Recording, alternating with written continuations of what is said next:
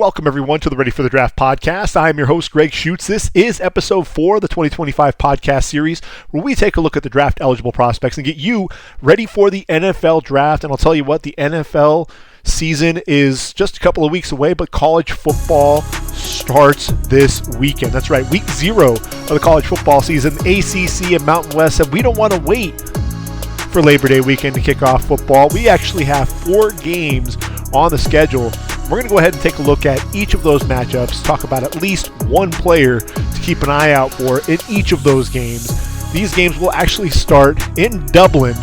ACC showdown, Florida State Seminoles without Jordan Travis. Bring in DJ Uiagalelei taking on the Georgia Tech Yellow Jackets. So it's going to be really an interesting matchup there, and we'll take a look at all 4 of these games. But I also want to make sure that we don't lose sight of my top 10 rankings. I want to try to get as many of these released here, especially as we're leading up to the season. I know I won't have time to really get all of them in before the season kicks off, so we'll bring some of those top 10 lists together over the course of the first couple of weeks of the season. But we've talked about the quarterbacks, running backs, and receivers, so now it's time to jump into the tight end position. And so number 1 on my list is going to be Colston Loveland out of Michigan. 6'5", 245 pounds, and I'll tell you what, when you look at Colston Loveland, this is a guy that just fits the mold of a Jim Harbaugh type tight end, which is why I think everyone is expecting him to come off the board to LA in next year's draft. Anywhere in like the late teens to mid-20s, that's really where everyone's projecting Colston Loveland right now. And when you think about it, what you see with Jim Harbaugh, what he's done is he's brought in a couple of veterans, right? Will Dissly and Hayden Hurst, a couple of guys who are tremendous blockers. They also can catch the football a little bit down the field. So you've got a couple of guys that can work well there with Justin Herbert, but what they're lacking is a true playmaker at the tight end position. That's what Colston Loveland can bring. He's got excellent size. Again, at 6'5", 245, runs really well, decent routes, can get in and out of his breaks. 45 catches, 649 yards, 4 touchdowns.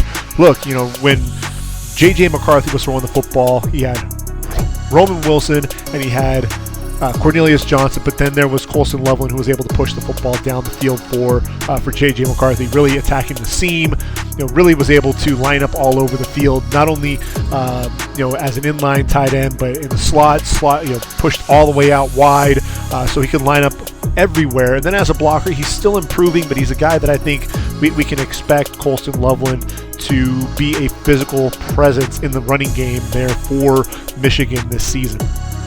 Number 2 on my list, and I had to think about this for a second, but it's going to be Benjamin Jurasik out of formerly of Stanford, now at Georgia. 6'5", 235 pounds, and look, with Benjamin Jurasik, this is a guy who was on my radar as a tight end there at Stanford for a while. The last couple of years. I mean, when you looked at him, obviously in 2021 as a sophomore, 43 catches, 658 yards, 3 touchdowns. In 2022. Look, again, 49 catches, 445 yards, just the 1 score. Stanford just struggled to put the ball in the end zone. And then in 2023, only plays in 6 games, gets injured, and obviously the injuries kind of slowed things down. Shoulder injury, was having some issues there. Had a brace on that was on that left shoulder. He kind of had it hanging at times, so there was definitely an issue there with the shoulder. But what you love about Benjamin Jurasik is this guy is a pass catcher and a playmaker.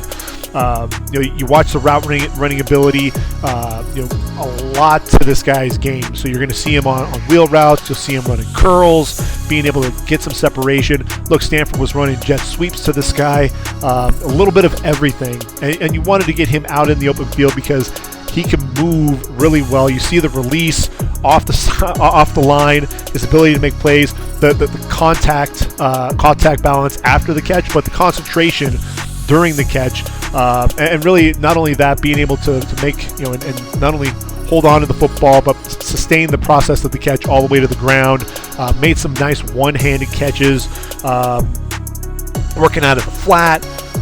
A guy that struggled at times as a blocker, and that's really what I want to see from him as he comes in there at Georgia, because he just was not much of a blocker. He was kind of getting pushed around, would whiff on some blocks. There's a game against Washington, Zion Tupuola-Fatui just ran right around him for a sack. Put a shoulder into Braylon Trice in that same game. Not much of a block there. He's a guy that I think if he can get square to you right off the jump, especially in that running game, Notre Dame, Isaiah Foskey got right under that pad level at the line of scrimmage, was able to drive him back with some decent leg drive. So it's not that he can't do it. It's just, there's a lot that needs to be improved with his blocking. Just beaten badly on another play. I mentioned Isaiah Foskey, but the following season, that was 2021 where he had that decent block. 2022, beaten badly with Foskey, quick arm over on the outside, and ends up dropping the running back for no gain. So I think Jurasik really the work in progress, but what you love about him is his ability to make plays as a pass catcher. That's really why I have him at number 2 right now, because I'm expecting him to go to Georgia and shore up some of the blocking inefficiencies there. He's a guy that's going to be a lot of fun to watch in that Georgia offense with Carson Beck, Oscar Delp.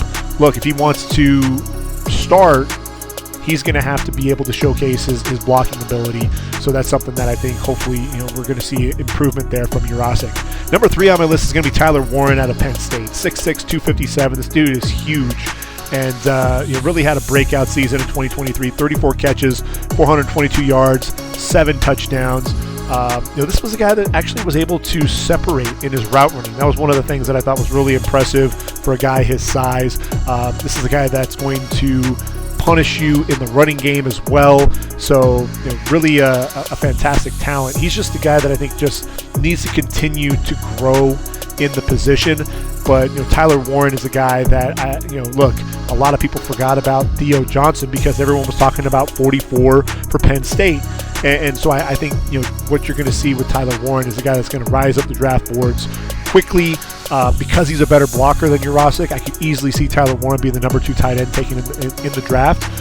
So keep an eye out for Warren for sure there at Penn State. If Drew Aller has a big year, it's going to be, he's going to need Tyler Warren to help him out there in that passing game. Number 4 on my list is going to be Mitchell Evans out of Notre Dame. 6'5", 251 pounds, tore his ACL. So really the big question mark is he going to get any of that explosiveness back? And look, 2023, 29 catches, 422 yards, and a touchdown. 14.6 yards per reception. And with Mitchell Evans, I think Notre Dame was trying to figure out who was going to be the next great tight end after Michael Mayer, right? And this was the guy that stepped in and running wheel routes. I think everyone was asking, who is this guy? But a dude that was able to attack the seam at will, getting inside release on the safeties, taking off down the field, track the ball very well over his shoulder. A guy that is going to also showcase his ability as a blocker, able to climb to the second level, seal off the linebacker in the running game. This was that the Duke game had over 100 yards receiving in the first half. So that was one thing that I thought was exceptionally surprising, but it was nice to see Mitchell Evans really step up and show up, because I think people weren't sure exactly what Notre Dame was going to get out of the tight end position, and Evans was the guy that was able to do that. That same game, not only the 100 yards receiving in the first half, but RJ Oben, he's trying to crash down in the running game, able to drive him to the inside and really pin him to that inside, allowing the running back to bounce it to the outside. And then the catch radius. That's something that I think you see as a pass catcher. The ball's thrown low and outside. He's able to go down and get it. If it's thrown up high, he'll be able to go up and haul that football in as well. Not the fastest guy, and that's really the biggest thing that you worry about with Mitchell Evans. Kind of like Michael Mayer. Everyone thought he was going to be a first rounder, ended up falling to round number 2 when the Raiders snatched him up. And Mitchell Evans, there's a good chance that we see him falling to day 2. Probably more of the later part of round 2 or into round number 3, more than likely. Depending on what happens with that knee. Because if he loses any of that explosiveness, then that probably ends up making him a day 3 pick when it's all said and done. So you really want to see if some of that explosiveness that he does have comes back. because if he's a guy that's continuing to struggle to get down the field, struggling to separate, then that instantly impacts that draft stock overall. Talking about a guy who has some decent speed at the tight end position, it's going to be Bryson Nesbitt out of North Carolina, 6'5", 235 pounds. And look, this is a guy that, there's never been any doubt that he can catch the football. Over the last 2 seasons, 76 catches, over 1,000 yards and 9 touchdowns, right around 14.5 yards per reception. You see the route running ability. He lines up all over the field. Was a big weapon there for Drake May in the passing game. Now look, Drake May is not going to be there, so a big thing is Nesbitt's going to be counted upon to be that playmaker and be a weapon down the field. This is a guy that, look, he's going to use that speed to outrun the fastest of the linebackers because he does have elite speed for that tight end position. But the thing with it is because he's more of a receiver and not a much of a blocker, you're probably going to see John Copenhaver blocking a little bit more because Copenhaver is more of the blocking tight end there at Carolina. Look, Kamari Morales has moved on. And he moved on to Boston College, staying in the ACC but changing the address, moving up to Massachusetts. And at one point, to start out the year, Nesbitt was the number 3 tight end behind Morales and Copenhaver, despite being the leading returning receiver. So that's one of the things that you really have to look out for with Nesbitt is, can he do more than just catch the football? Is he just a buffed up wide receiver, or is this a guy that's going to be able to do a little bit of blocking as well? Keep an eye out for that. But you love the hand-eye coordination. You love the hands. His ability to adjust to the football is exceptional as well at the tight end position. Nesbitt's one of those guys for me that, depending on how he runs, we could easily see his draft stock skyrocket. He's not in the level of an Evan Engram by any means. Engram put up some amazing times. I think Nesbitt, the ceiling for him is probably the 3rd round. More than likely he's going to fall to day 3 just because he's more of a receiving tight end than anything else. Look, Isaiah Likely was a beast at Coastal Carolina, but he wasn't known for being much of a blocker. So I think that's a big reason why he fell as far as he did. I believe the 5th round there to Baltimore. So, I think the same thing could happen there with Nesbitt. After that, you're going to look at Terrence Ferguson of Oregon, 6'6", 230 pounds, T-Ferg. Look, this guy was a solid option in the passing game for Bo Nix. This past season, 42 catches, 414 yards, 6 touchdowns, was a weapon in the red zone, solid blocker. Wasn't asked to do a ton as a blocker there for Oregon, especially with that massive offensive line, but a guy that was attacking the seams. You love the body control, especially along the sideline. Really a tremendous athlete. Want to see how he gels with Dylan Gabriel. That's going to be a key there, I think, for Ferguson's draft stock. But look, I think if he can improve as a blocker and showcase some consistency in the receiving game, he's the guy whose draft stock can continue to rise.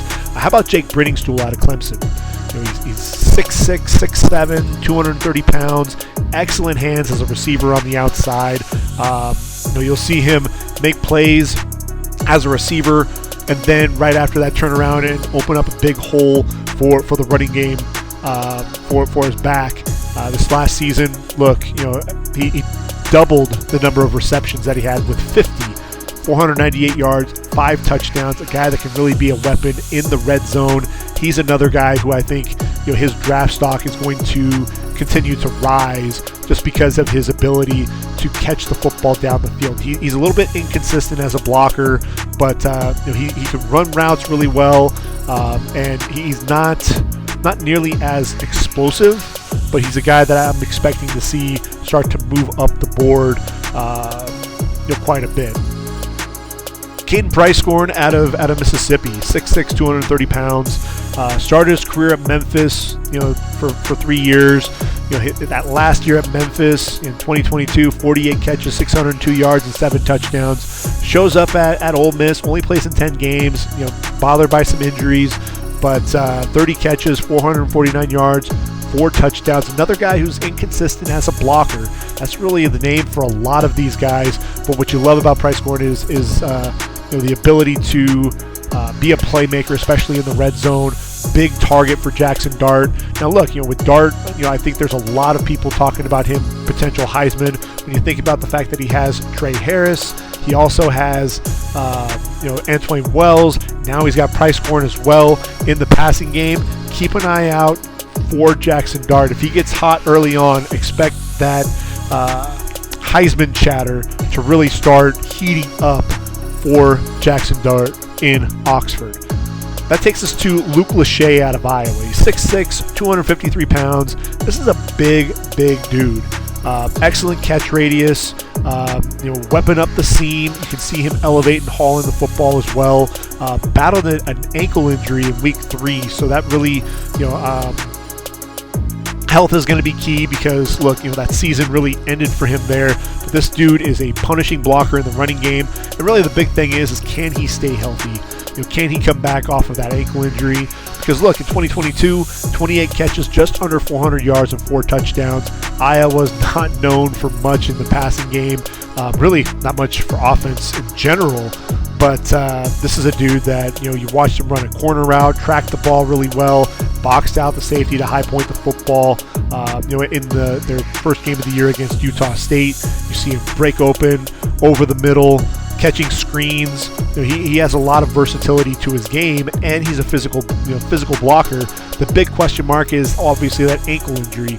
If he can showcase his ability to catch the football especially up the seam, weapon there, and then be a punishing blocker, he's the guy that's going to move up the draft board because he's got to be able to showcase some of that pass catching ability. But I could easily see him moving ahead of Price Corn, Brittingstool, Ferguson, Nesbitt as well. Get himself into that top 3 or 4 tight end group. Even Mitchell Evans. Evans is another guy who has to showcase some of that speed, and I just don't know if he's going to be able to do that or not coming off of that ACL injury, especially because he wasn't the most explosive player anyway. So keep an eye out there for Luke Lachey. He's a guy that I think could end up moving up draft boards. Look, he's an Iowa tight end, so they're supposed to be solid NFL players, right? And then next on the list is another Georgia tight end, and Oscar Delp, 6'5", 245. He was known more as the blocker in that dynamic duo between him and Brock Bowers. Now he's going to be the guy to really shoulder the load. 24 catches, 284 yards, 3 touchdowns. A little bit more of a well-rounded game than Benjamin Jurasek, just not nearly as explosive. I'm going to be curious to see how they handle the 2 tight ends in that offense. You also have Dominic Levet. You also have Ra Thomas, and then obviously Trevor Etienne coming out of the backfield. Carson Beck just has a slew of weapons there to choose from. So Oscar Delp's one of those guys I think that also, because of the blocking ability, could easily rise up the draft board. I just have him a little bit lower because I want to see him on a game in, game out basis continue to elevate his game. Next on the list, a couple of pass-catching tight ends, guys that we really are going to keep an eye out for. One of those is Mason Taylor out of LSU, 6'5", 256, the son of Jason Taylor, the famed Miami Dolphin defensive end. And look, in his 2 years there with the Tigers, 74 catches, 762 yards, and 4 touchdowns. More of a pass catcher than anything is really what he's known for. Same goes for Jalen Conyers of Arizona State. He's 6'4", 270 pounds. Formerly of Arizona State, he's actually at Texas Tech now. So that's going to be interesting to see. Ultimately decided that he wanted to move on from ASU, moves to another Big 12 program, so that'll be an interesting dynamic there. But with Tech, they've got Baron Morton there at the quarterback spot, and not only do they have Conyers, but then they have the giant Mason Tharp, who just towers over linebackers out there. This dude is huge. Only played in 8 games a season ago, but is a legit 6'9", 270 pounds. He's hard to miss. Just 18 catches, 178 yards, 4 touchdowns on the year. But he's one of those guys that I'm definitely looking forward to seeing in that lineup. One other guy to talk about is John Carlos Miller II. Set the school tight end receiving record at Elon. and now is here at Texas Tech. So you put him in there along with Conyers and Tharp, and Morton has some weapons at the tight end position to get the football to, with Taj Brooks running the football. Really the big question mark is who's going to be catching the football there at the receiver position.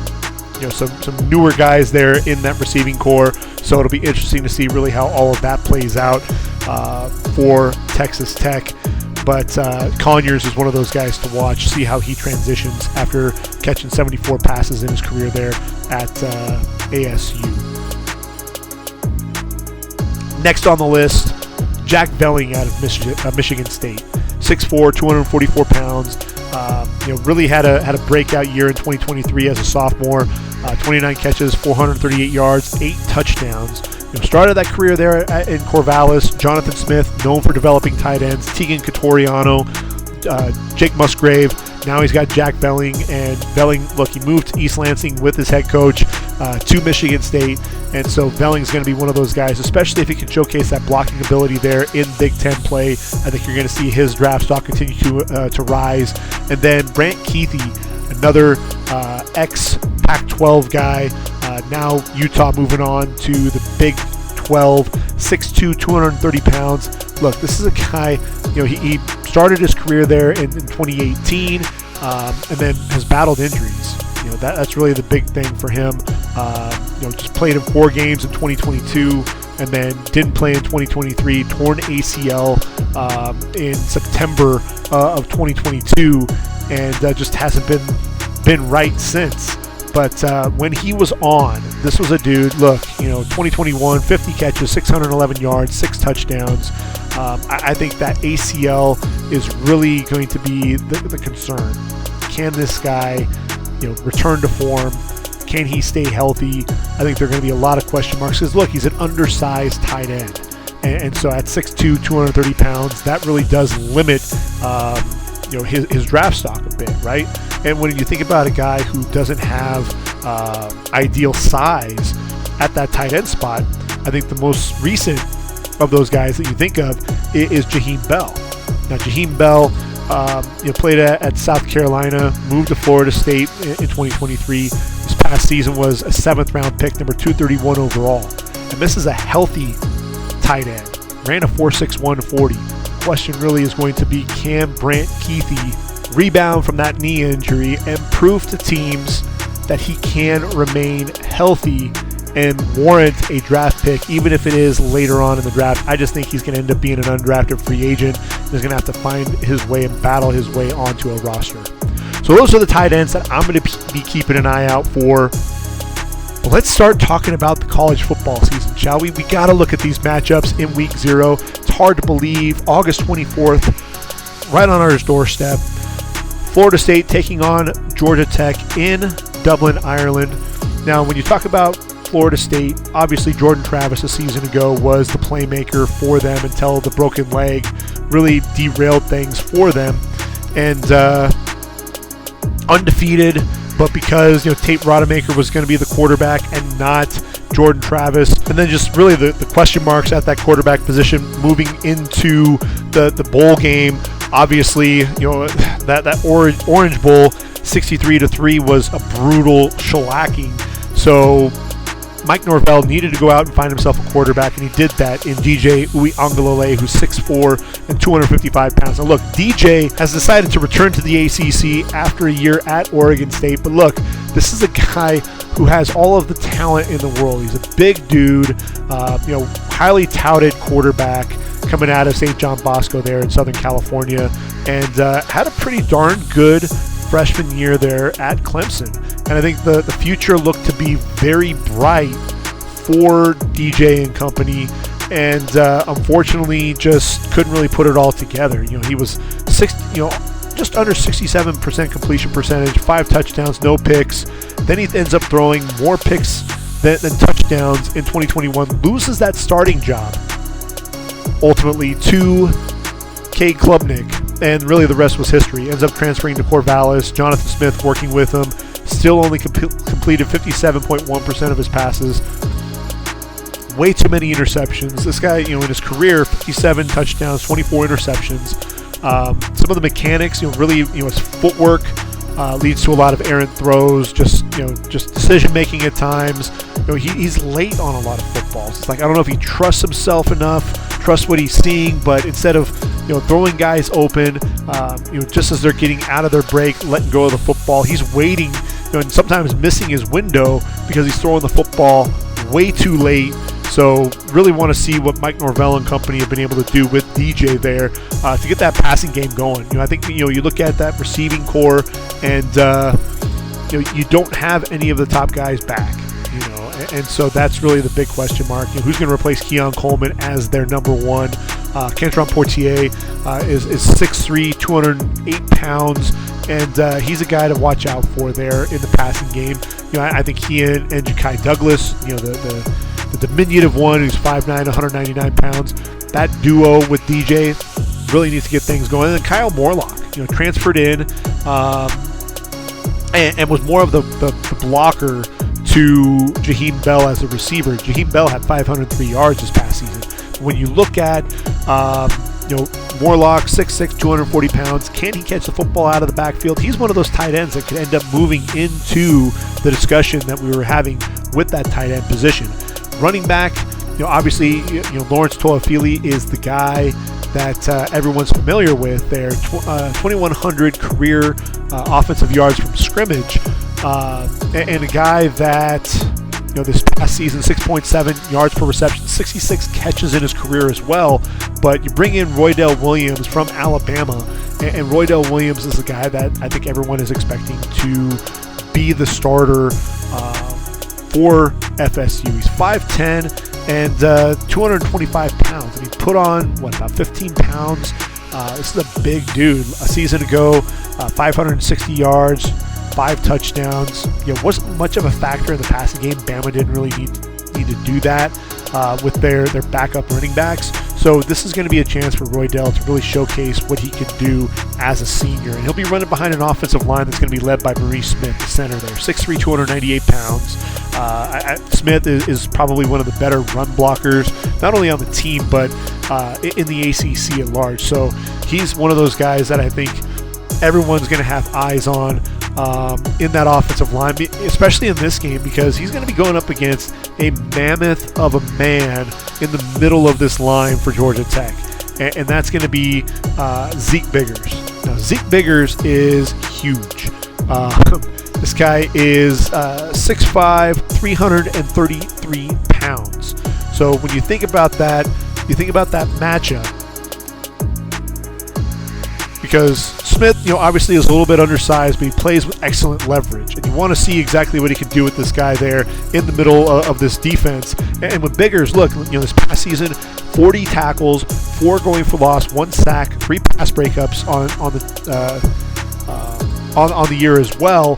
Had a fumble recovery that he took off for 6 yards, but he's such a big dude in the middle of that line that if they want to get that running game going, this is a guy that's going to try to take on multiple blockers and allow those linebackers to make plays. So if you're Toafili, if you're Williams, you've got to make sure that you're able to make those guys miss in the hole, because Biggers is probably going to be holding that point of attack.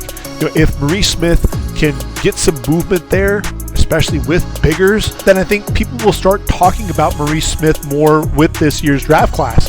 Haven't really heard a ton of people talking about his name, which is surprising. This is a veteran offensive lineman, multi-year starter there at FSU, and he's going to be counted upon as their leader there. Now for Georgia Tech, in the middle of that defense, Zeke Biggers is one of those guys that I think has a chance to move up draft boards. Teams are always looking for a nose tackle that can hold the point of attack, but he's got some athleticism to him there as well. So he's a guy to really keep an eye out for. In the middle of that defense, he's going to be trying to open up holes for guys like Kevin Harris, an edge rusher, 6'4", 245 pounds, who's really going to be counted upon. He's the lone returner at the edge rush spot. They've got a lot of young guys. Can he elevate his game? Just 1 sack to his credit to this point, so they're really green in that area, so that's something to really keep an eye out for there. Linebackers, look, Kyle Eford and Trenelis Tatum are your linebackers right now. Those are a couple of guys that are going to have to play well. Tatum is a senior. Efford is only a sophomore. They're both undersized. Really good height. It's 6'2", but you're talking about 215, 220 pounds. So undersized, especially if you got some of those linemen climbing to the second level. Georgia Tech could be in trouble. And then when you look at the safety spot, LaMiles Brooks, excellent size of 6'2", 188 pounds, but he was injured in the first game. Kind of played through the season, really just was never healthy. So he's got one more year coming back. He'll be a guy to keep an eye out for. And then Tennessee transfer Warren Burrell is going to be a corner for them. So Burrell, good size, 6 foot, 190 pounds. I think the secondary is going to be tested a lot by DJ, but if DJ's inconsistent, then they may have a lot of activity there on the back end. The other safety is going to be manned by Clayton Powell-Lee, another taller, bigger safety, at 6'2", 185 pounds, the junior. Secondary may end up being the strength here, along really with that front. Not only do you have biggers, but then you also have Makias Scott at 6'4", 291 pounds. He's another guy that really is going to be that 3 technique and will probably be counted upon to get some pressure on DJ while also being effective against the run. And another guy, just didn't make a whole lot of plays behind the line of scrimmage, just 4 in his career in 3 seasons at Tech. So really a lot of inexperience and youth on the defensive side of the football for the Jackets. Now, when the Jackets have the football, Florida State is going to be showcasing a guy who I think is going to end up being a first-round pick, and I think he's going to demonstrate why. ACC Defensive Rookie of the Year in 2022. This past season, 14.5 tackles for loss, 7 sacks, 10 pass breakups, added 15 pounds of muscle to bulk up to 254 pounds. Excellent length. This is a dude who could end up being an All-American, and of course I'm talking about Patrick Payton. Look out for number 11, the junior. I think, especially if he has a big game to start things out, people are really going to be talking about him. He's one of those guys that is a lock for the first round. It's just a question of how high he's going to come off the board. So I think this will be a big game to showcase some of that talent. He's one of those guys who, again, I think, especially if he comes out, has another 7-8 sack season, I think will just solidify his status as a first rounder. Who else do we have to keep an eye out for there? Obviously, Daryl Jackson up front, 6'5", 330 pounds. He's on the defensive side of the football, at least, Florida State, they just reload. When you think about it, they had Braden Fisk. They had, not only Braden Fisk, but, Fabian Lovett. And what do? They end up getting a guy from Miami in 2023. Only played in 1 game, but look, in 2022 at Miami as a sophomore, 4.5 tackles for loss and 3 sacks. He's a guy definitely that you want to keep an eye out for. And look, along that line, you're going to see 5, 6, and 7. Now, number 5, Jackson is the 6.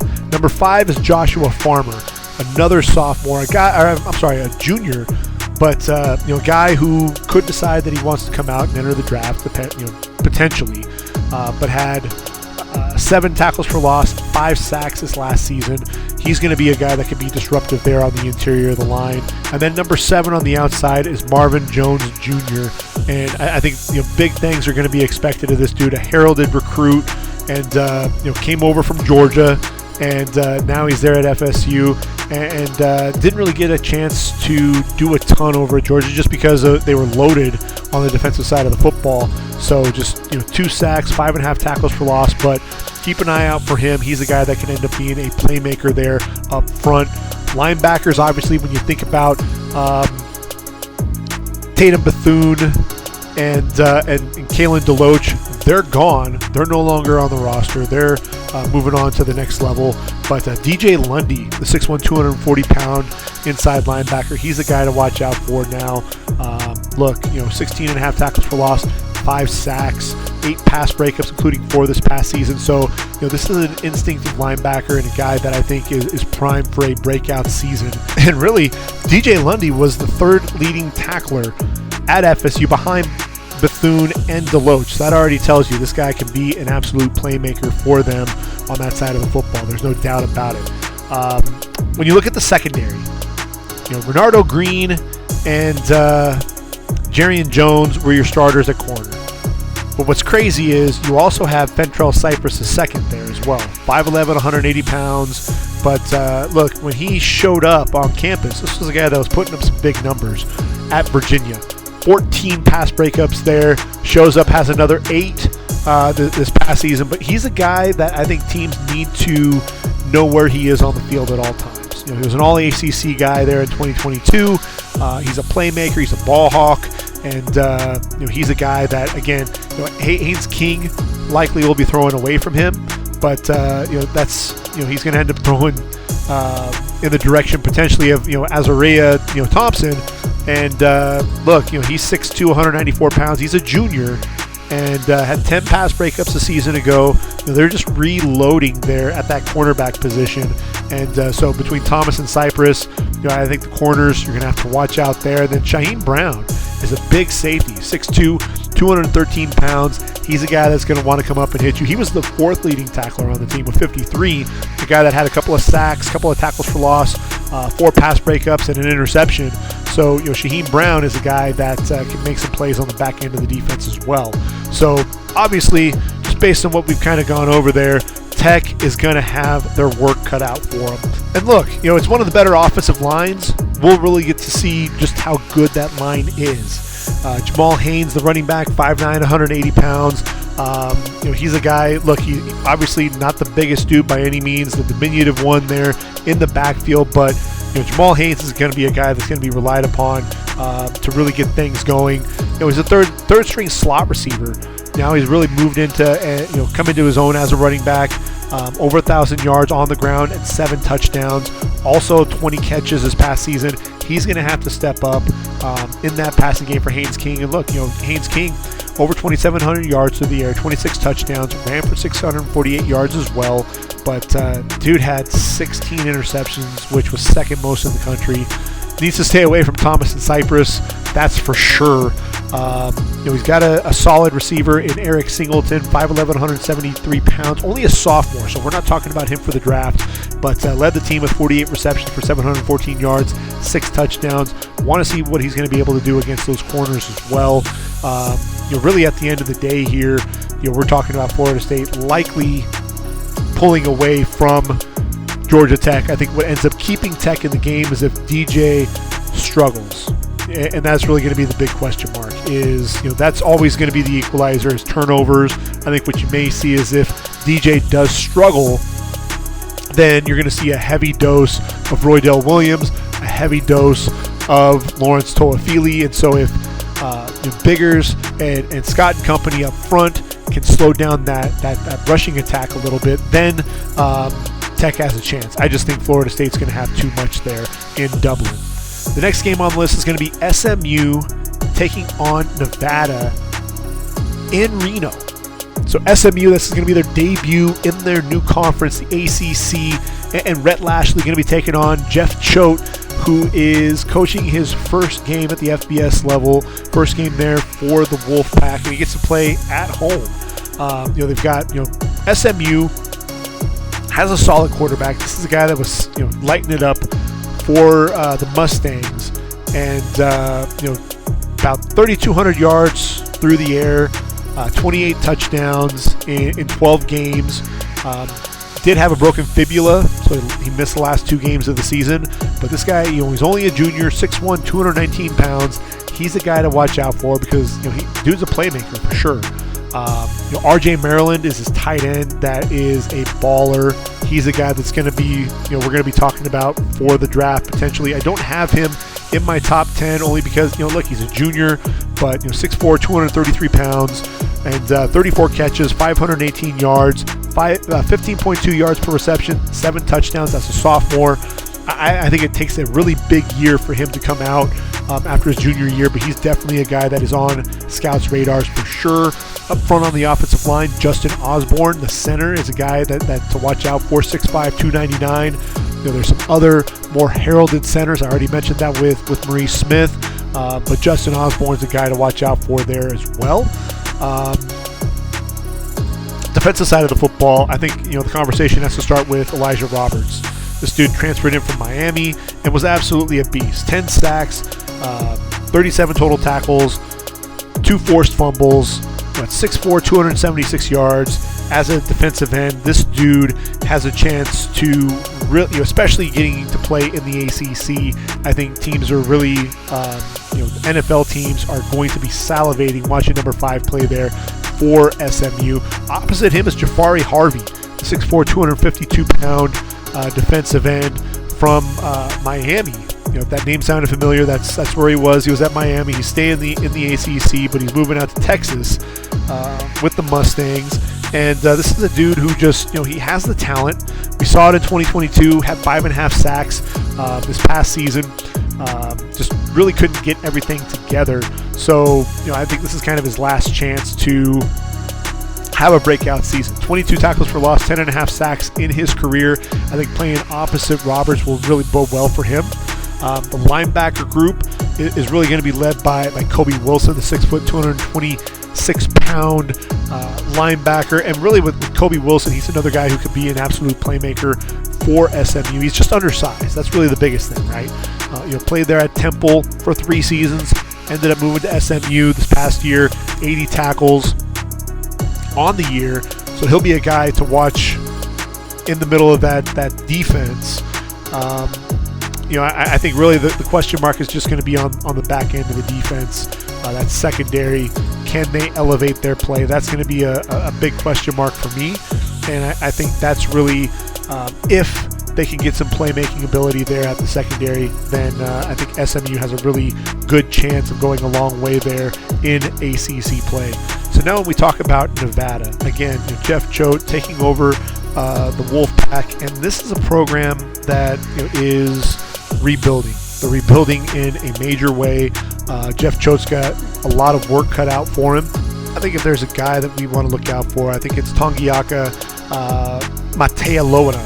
He's 6'1", 232 pounds, a linebacker, 54 tackles, 2 forced fumbles, 3-year starter. He and then the guy playing next to him, Drew Watts. He's an undersized linebacker at 5'11", 224 pounds, the junior. A dude that, 60 tackles, 6 going for loss, 4 recovered fumbles. He'll be a guy that I think is going to be looking to make plays. But I think Nevada is they're going to be in trouble. I think there's going to be in a world of hurt, and I think this game can get out of hand early. New Mexico, they've got a new head coach in Bronco Mendenhall. They're taking on Montana State, an FCS power. So it's going to be an interesting matchup to really see where all of this goes. But I think with New Mexico, the guy to really watch out for is Caleb Medford, the receiver. He's had 30 catches, 551 yards, just only 2 touchdowns this season ago, but he's 6'3", 197, has good size. The big question mark is whether or not Devin Dampier, the quarterback, will be able to get the football, put it on him, and be able to make some plays there. But I think Medford is a guy that should be the primary receiver for the Lobos. Again, only a junior, but I think when I look at this group, he's a guy that is intriguing enough for me to keep an eye out for. Maybe not so much for the 2025 draft, but more so for 2026. But he's the guy that is going to be on my radar. And then Hawaii, the nightcapper, taking on Delaware State. And Hawaii, their quarterback, Braden Shager. He's 6'3", 225 pounds, over 3,500 yards through the air. This guy also pretty good as an athlete running the football. Entered the transfer portal, decided he would ultimately come back for another year. And so here he is with the Rainbows. Stephen McBride at receiver, 6'1", 165 pounds. He's going to be teaming up with the super freshman from a season ago, Bofele Ashlock. the 6'2", 175-pound receiver. Breakout freshman year. I think that's going to be a good duo for the Warriors there. At linebacker, Logan Taylor, 6 foot, 225 pounds. Averaged 10.9 tackles in 9 games that he started in 2022. ACL injury in last year's 3rd game. He'll be a guy, though, to watch out for. If that knee can hold up, if he can show that he's back to his former self, he's a guy that could gain some interest there from the NFL scouts as well. And look, as a bonus, Montana State, I mentioned that they were going to be taking on New Mexico. Look, they've got a quarterback there, the Bobcats. Tommy Mellott, scored 15 touchdowns a season ago. If he's healthy, he'll be a guy that is going to challenge them vertically down the field. They've got a defensive lineman, Brody Grebe, who is poised for some national honors there at that level. On the offensive line, Marcus Ware is another guy to watch out for the Bobcats. Montana State is a team. They're right up there with South Dakota State and North Dakota State. They're picked to finish pretty high. I think they're ranked number 3 behind the Dakota teams, and obviously with those two, South Dakota State, North Dakota State, they really own the FCS. Although North Dakota State, they lost their head coach, Matt Entz. He's moving to USC to coach the linebackers. So Wyoming's old offensive coordinator Tim Plasek is moving in there. So maybe Montana State has a chance to start moving up the ladder a little bit. First test will be against New Mexico. Bronco Mendenhall, they didn't make it easy on him. Even with an FCS team there, he gets an FCS power. So I wouldn't be surprised if Montana State, especially if Mellott is the quarterback there and he's healthy and is slinging the rock, I wouldn't be surprised if the Bobcats end up pulling off the upset there. So that's everything to watch for week 0 of the college football season. I'm excited. I'm looking forward to seeing what happens here. If I had to pick these games, I'm going Florida State. And I think it won't be close. I think you're going to see SMU run all over, and really I should say pass all over Nevada. I think what you're going to see is Hawaii beat Delaware State, and I think that Montana State, because Bronco Mendenhall, he's just behind the 8 ball. He's got a lot to work on there with that program to bring them back to respectability. I think Montana State ends up pulling up the upset and beats the Lobos. So that's what I'm expecting to see. We'll go ahead and take a look at week 0, and then I'm going to be on vacation for the next few days, heading to Mexico before the start of the college football season. And so next week we'll bring the full slate of games. We'll talk about really every game to watch out for each day of that Labor Day weekend. We know it's going to be a lot of fun. College football every single day, and we'll break down each of the matchups, who to watch out for, which games that you'll want to tune in and make sure that you're watching. So it's going to be a lot of fun. I hope you're just as excited as I am to get things kicked off, and you'll enjoy the ride with us. So until next time, for ReadyForTheDraft.com, this has been the Ready for the Draft podcast. I've been your host, Greg Schutz. Take care, everyone. Until next time, I am out of here.